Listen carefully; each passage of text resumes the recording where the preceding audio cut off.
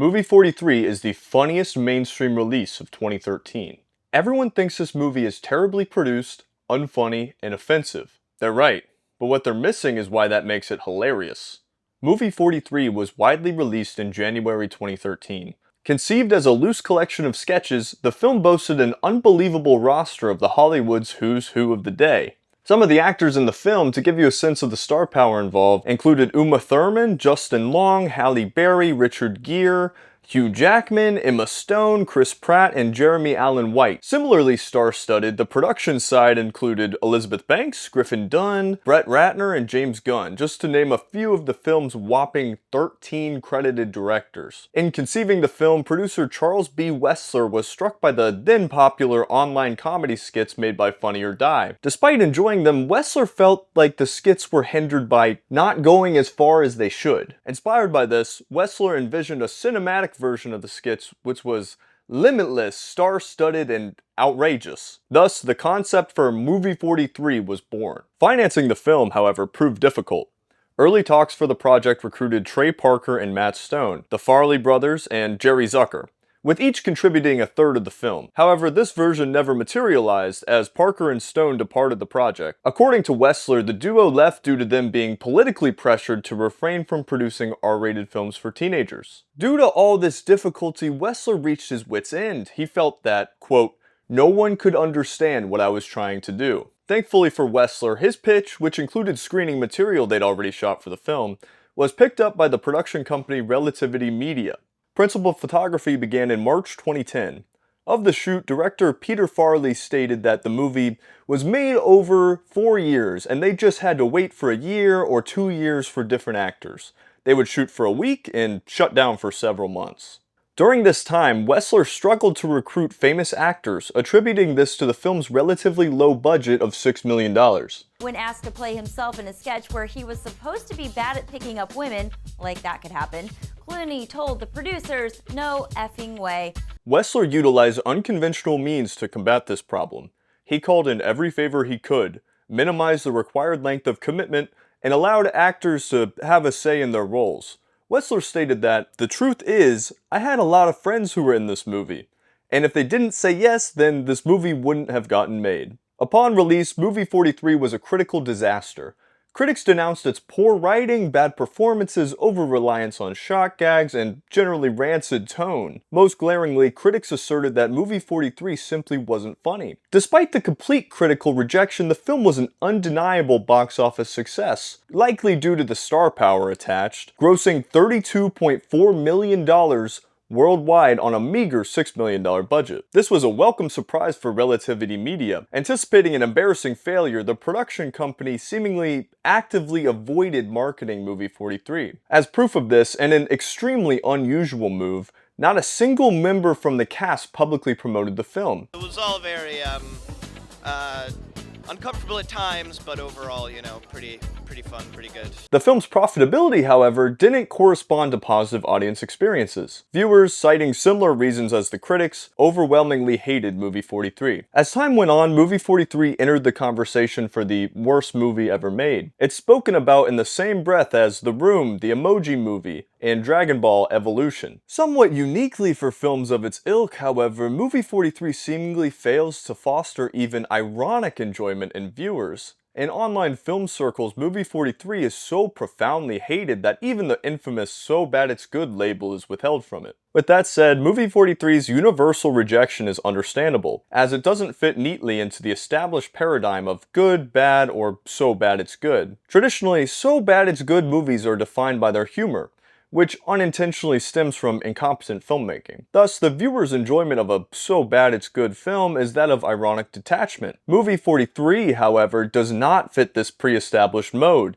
Its humor is unintentional, but not because of its incompetent filmmaking. It's funny because it exists at all.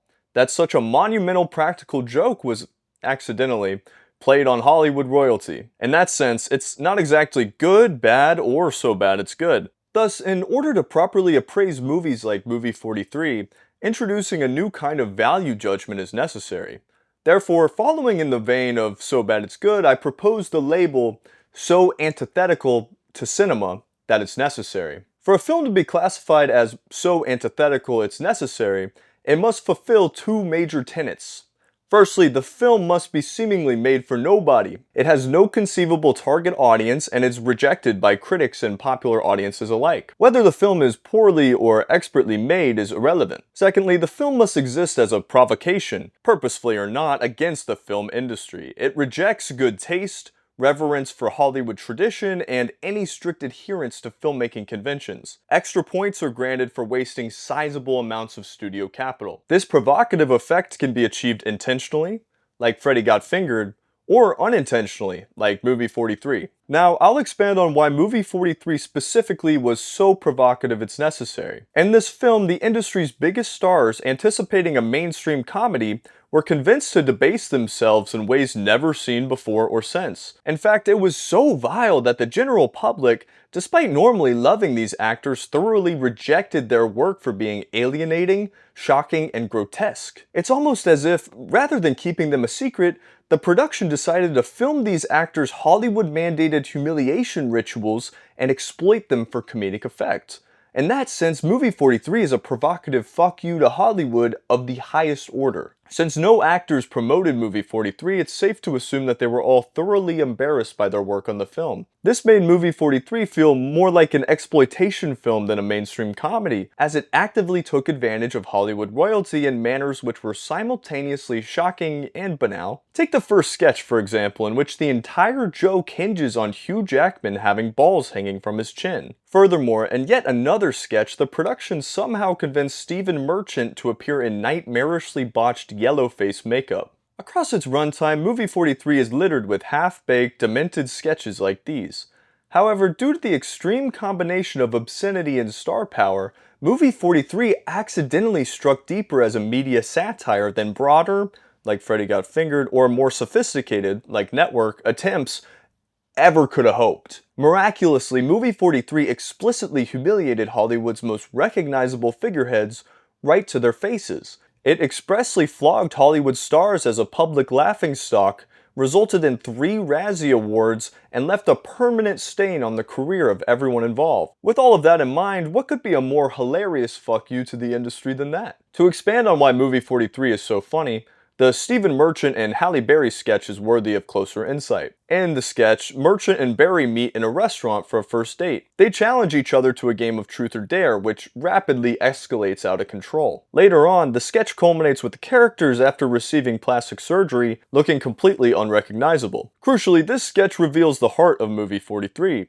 The humiliation is the point. Just as these characters attempt to out-humiliate the other, the production behind Movie 43 is playing precisely the same game with the actors. The production is playing this game because they understand that, without the involvement of celebrities like Merchant and Berry, these concepts aren't funny enough to stand on their own. Simply put, it's the humiliation of the celebrities that makes it funny. This sketch with Berry and Merchant provides the clearest indication that this was the point all along. It suggests that, if only subconsciously, Movie 43's derision of Hollywood might have been intentional. Either way, humiliating celebrities has always been, and will continue to be, hilarious. To further explain why Movie 43 is hilarious, the film's final sketch is also worth a closer look. Directed by a pre-Guardians of the Galaxy James Gunn, the sketch follows a couple and their animated pet cat. Elizabeth Banks plays the girlfriend who, to her dismay, discovers her cat masturbating to pictures of her boyfriend. With his perversion exposed, the cat attempts to violently murder Banks. Ultimately, after publicly failing to kill the cat herself, Banks is killed by an enraged group of children.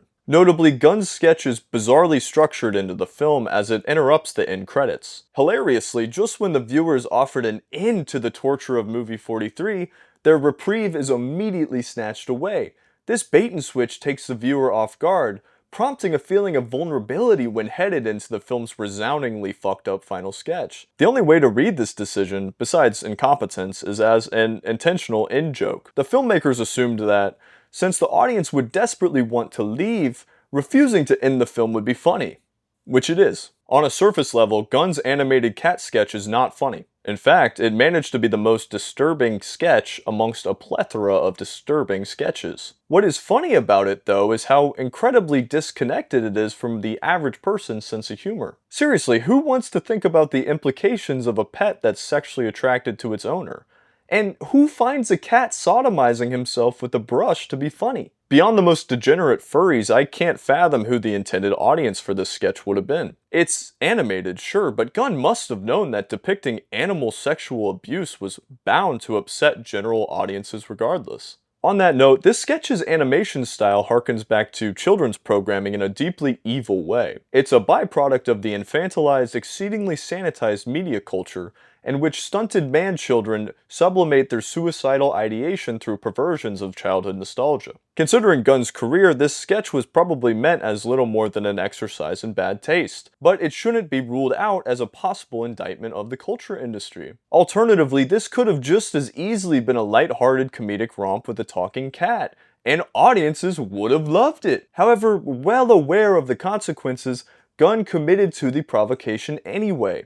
And that makes for a hilarious bit. In the interest of introducing a counter perspective, a dissenter may claim that my argument is clouded by an inordinate and unjustified hate for the film industry. They'd argue that finding humor in the humiliation of those in Hollywood is sadistic and that the film simply isn't funny. They'd argue that when a film requires the contextual awareness of its production for it to be funny, then it's not really funny at all, as its humor fails to stand on its own merits. Moreover, they'd point out that objectively funnier films came out in 2013, like The Wolf of Wall Street, We're the Millers, or This Is the End. Furthermore, they'd sum it up by claiming that my argument fails to prove why movie 43 as a film is worthy of any genuine critical reevaluation.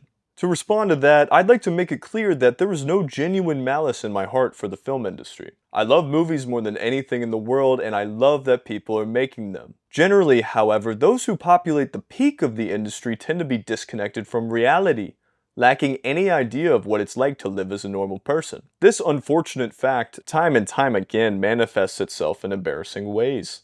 Imagine there's no heaven. Thus, I find it funny when Hollywood A-listers get knocked down a peg, as everyone can stand to be humbled now and then. Furthermore, this isn't limited to the film industry. We're living in a neo-Gilded Age, so the humiliation of leaders in any industry or position of power will always provide a much-needed laugh. Regarding whether the film itself is funny, I'd argue that nothing can be truly divorced from the context in which it was made. Thus, foolishly attempting to assess art in a vacuum does a disservice to the art itself. Art is a beautiful tapestry, not a single thread. Therefore, learning of its production context can transform an unfunny film into a funny one. Furthermore, I understand the point that a film must stand on its own. However, everyone has their own subjective standards, especially regarding their sense of humor. What I find funny will be different from what you find funny, and vice versa, and that level of idiosyncrasy should be cherished, not homogenized. Personally, I know this is crazy, but I'd pick one movie 43 over 100 Wolf of Wall Streets. To address the remaining counterpoint, movie 43 is indeed worthy of critical reappraisal. If nothing else, it's a one-of-a-kind time capsule of the 2010s film industry, notably anticipating the career explosions of Chris Pratt and Jeremy Allen White. Going deeper though, the international version is worthy of analysis in its presentation of these sketches as online videos. This recontextualizes the film as a distinctively compelling crossroads of old media and contemporary internet culture. Furthermore, the cheaply glossy production values, populated seemingly at random by instantly recognizable celebrities, predicts the popularization of AI slop well before the term existed. This makes the act of watching movie 43 feel like doom scrolling on Instagram Reels at work. Considering that, I can't imagine a more prescient indictment of our current cultural situation, which demonstrates movie 43's worthiness of genuine critical analysis. If movie 43 sounds interesting to you, then you should definitely check it out. If there are other movies out there that are similarly misunderstood or underappreciated, let me know. Movie 43 is an incredibly tough watch, yet it's rewarding for those with strong stomachs and an affinity for strange cultural artifacts. Even if you're not interested, skim the cast list for anyone you dislike and, at the very least, watch their scene. I promise you that no matter who it is, you'll get a kick out of it. All things considered, I don't fault anyone for finding movie 43 to be unwatchable garbage. Personally though, I live for unwatchable garbage like this. Since movie 43 has faded into obscurity, Hollywood producers have the opportunity to do the funniest thing ever, roping actors into making another movie 43. I mean, come on. Can you imagine Zendaya with balls drooping from her chin?